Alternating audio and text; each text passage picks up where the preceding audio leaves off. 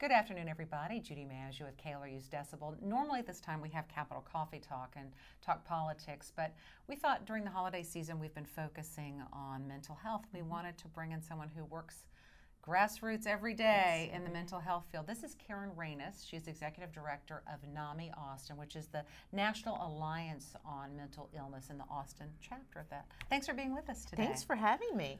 Well, first of all, this is a tough time of year for people who have depression and anxiety.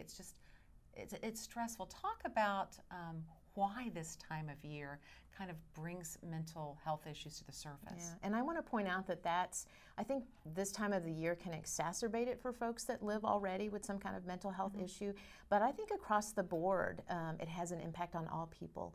And I think a lot of that is a lot of the stress that we sort of put ourselves into, right? There's so many demands this time of the year in terms of, we get surrounded by all these images of what the perfect holidays look like, right? The Norman Rockwell picture. picture. Yes, so, we should have these perfect meals and great conversations and lots of fun together. And the reality is that many times that's not what the picture looks like. And I think the expectations that we hold ourselves to are pretty high.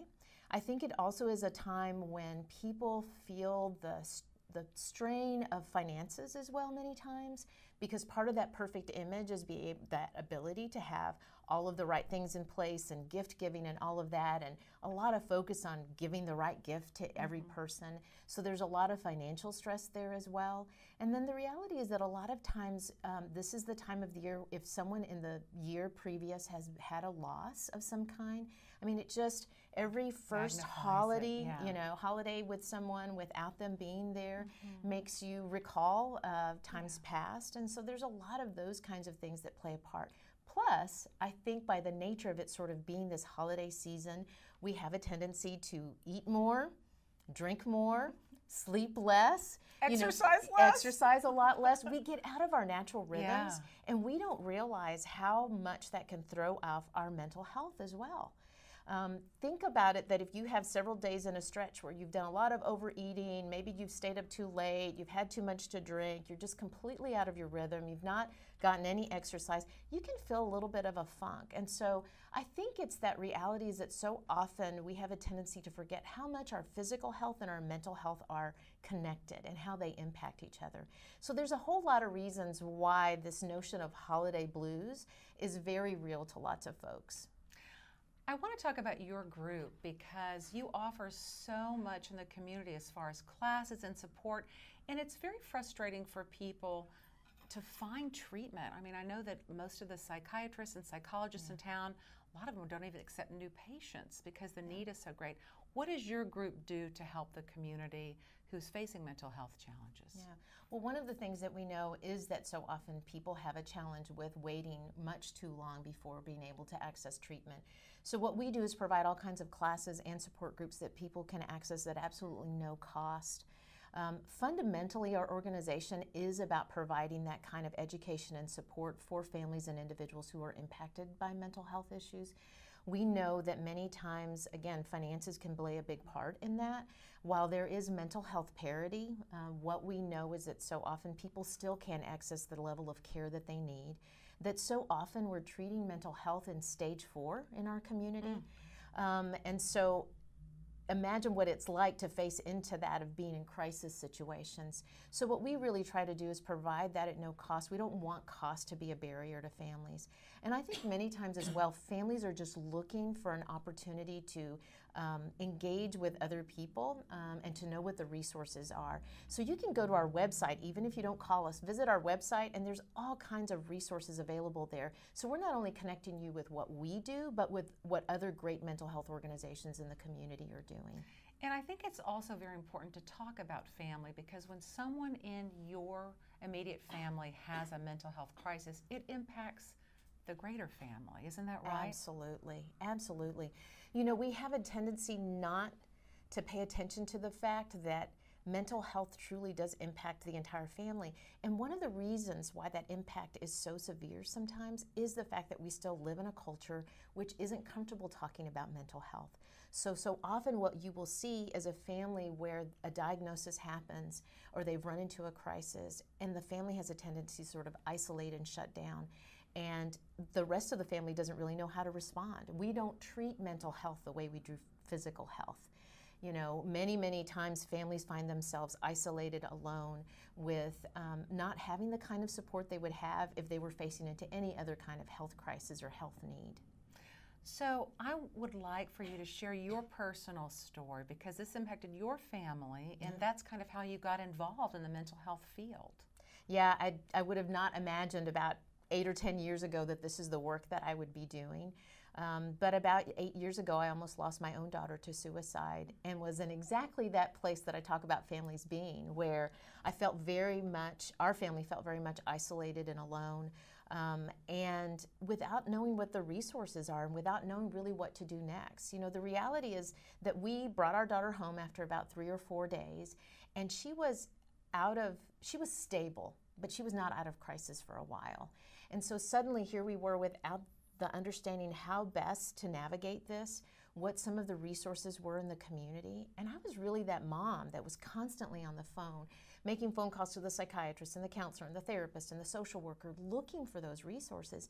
And no one really had much to tell me. I mean, they'd answer my questions, but nobody said, hey, here's a book you can read, or here's a place where you can go and get some support. I really found NAMI on my own. And I'm not ever exaggerating when I say that that experience of sitting in a 12-week course with other families really transformed our family's experience of this really intense and overwhelming health that we were navigating with my daughter. We were suddenly equipped with great information and understanding of what treatment looked like, what the medications were, what alternatives were. We were encountering other families who were in the same place that we were. And it was really powerful. It really empowered us to be more confident and resilient as we faced into these mental health issues. And so that's kind of what got me to that place. I would have not landed there otherwise, I don't think. But part of the passion that drives my work and the work of our organization is understanding that there are families like this all over the community. You know, the numbers are 1 in 5.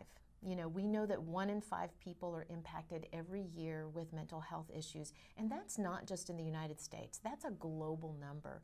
So if you look at prevalence rates like that, what we know is that it has a higher prevalence rate than asthma, diabetes, cancer, all those other health issues that we're so comfortable talking about.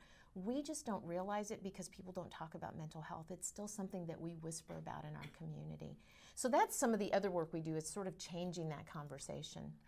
I always reference it as the original Me Too movement, because you know, when you start talking about mental health in your family or personally, and people feel comfortable, then you realize 1 in 5 people faces this, and those people all have families. Yes. When you talk about changing the conversation, what are some of the myths that you would like to see go away, that you'd like to dispel, that surround this taboo topic of mental illness? I think that's fundamentally one of the big ones, which is that it does impact so many people. I think one of the things we talk a lot is about normalizing that, about, you know, when you're faced with somebody who's feeling that shame of, oh, I've got a diagnosis of depression or anxiety or bipolar, to be able to say to that person, that's so normal. 1 in 5 people are impacted by this. I think that's one of the biggest myths, is we don't think that it happens to people like us. We don't think that it happens to as many people as it actually happens to. And that shuts down a lot of conversation, is that fear around that. So that's a big myth. So overcoming that and being real open about the fact that it impacts lots of people, and there's no reason to be ashamed about it because it's a health issue, which is, I think, one of the other big myths, that mental health is something that happens because you lack some, you know, personality, you know, you have some personality flaw or some character flaw. Or something's wrong with your brain. Oh my gosh, something's wrong with you, or something, you know. When all of this happened with my daughter, I mean, I think we really carried the shame of feeling as though we had failed as parents somehow, that our family had failed. And when I talk to other families about this, they all nod their heads and they go, yep, you know, me too. You know, that's the sense that somehow there should be shame around this, where what we understand now is that these are real health issues. They're brain-based, you know, genetically, you know, driven many times. Most of us, I often say, shake your family tree. Chances are you're going to find... Oh yes, definitely my family. Right? You're going to find some depression and anxiety and bipolar and other kinds of mental health issues, because it is so very common. And so I think it is important to address the fact that these are real health issues, that it's not a personality flaw, it's not a character flaw. It doesn't mean that you're a bad family. You know, had my daughter gotten a diagnosis of leukemia and had been in stage 4 of leukemia, I don't think anybody would have batted an eye, and I wouldn't have. As a mom, I wouldn't have felt like I had failed somehow. I would have understood it as a health issue. But because it's mental health, we quickly go to this place of thinking we failed somehow. This person is a bad person, or they must come from a bad family. And that is a huge myth that we need to overcome. And we need to really stomp that one out, is really coming to understand mental health issues as the real health issues that they are. Because then here's the other one. People don't realize that treatment works and that recovery is possible. I know in the case of my own daughter, she felt like she was doing all the right things, you know. High achiever and sure, making a 4.0 in college, doing all the right things, involved in all the right kinds of things. And when she wasn't feeling better, even though she was doing all the right things, she just sort of felt like it was never going to get better. And I think for so many people, they get to that place of despair, of feeling like things are never going to get better. And many times as you're facing into that crisis place, as a family, you feel like things may not get better. But the truth is that things do get better, that treatment does work. One of the things that we know now is that the treatment success rates for mental health are as effective as they are for other health issues. And it takes a while, I will say that, and I think that's important to recognize. And that's kind of the frightening part, I'm sure, is you're absolutely. waiting to see if this person you love is going to feel better. Yeah. And because unlike other health issues, take diabetes for instance, you can take a blood test and measure exactly what your sugar levels are in your blood and have a really good sense of what it is that you need to do to address this health issue. But when you look at mental health, what we know is so often we make a diagnosis based on behavior, actions, thinking, and that's how we come up with a diagnosis, which we hope is right, but we're not sure because it's often not accurate. And then figuring out what that person needs also takes time. So it's not uncommon for people with mental health issues many times to have to try a medication or a certain course of treatment. It doesn't work, you taper off. You try something else, you give that time to work, that doesn't work, you try something else. And so I know with my own daughter, it took almost 9 months to a year before we could really see a remission of symptoms where she was really herself again. And so during that time, many times families are kind of riding this roller coaster. And so it is so important that we support families during that time because it is frightening, not knowing, will treatment work? Will this person that I love and care for experience recovery? And the good news is that in most cases, the answer is resoundingly a yes.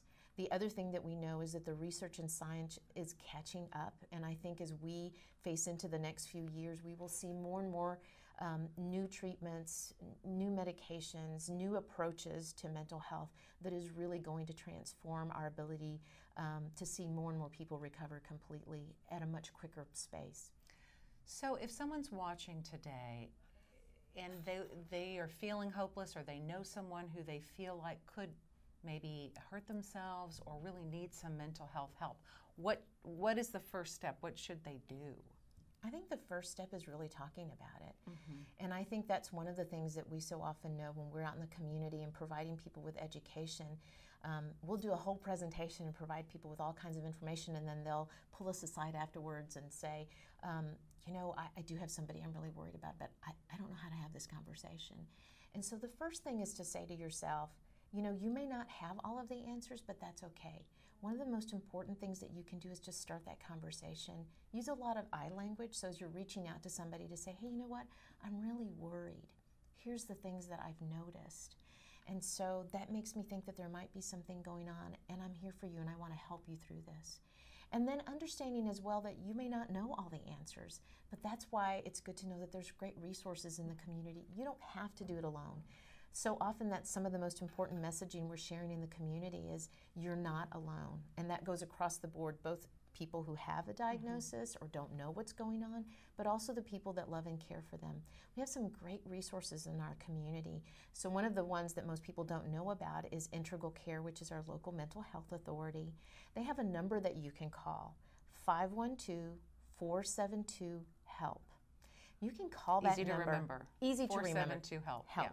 512. Yeah. And if you forget, go to the NAMI Austin website, click Integral on Care has it, resources, yeah. go to the Integral Care website. It's at the top of their banner, so it's real easy to find. But on that phone line, which is available 24/7 in our community, you can call there and say, and you might have the person that you love and care for sitting right next to you and say, here's where we are today. My husband, my daughter, whoever it is, she hasn't really been feeling well. She's feeling sort of hopeless and desperate. We don't know what to do next. And they will walk you through what that process is, connect you to resources, and they have a great program called their Expanded Mobile Crisis Outreach Team, known as MCOT. And that is equipped with a whole team of licensed social workers, professionals who they can send out to your home, or they can meet you somewhere to do an assessment and help you figure out what the next steps ought to be. And then they'll follow you for the next 90 days to make sure that you get linked up with the right resources for you and your family. And we're going to be doing a story on MCOT that'll be part of this whole mental health decibel special at the end of December. And you have been a great resource for us. Thank you so much for sharing your personal story and the journey that so many of the people that you help have gone on, and just the whole idea that me too. It's not, nobody is alone in this, and nobody's immune to it. No. So thank you so much, Karen Ranus from NAMI Austin. We appreciate your time this afternoon, sharing a little bit of your lunch hour with us. Make it a great day. Have a safe, warm, happy Thanksgiving, and we'll see you next week for Capital Coffee Talk.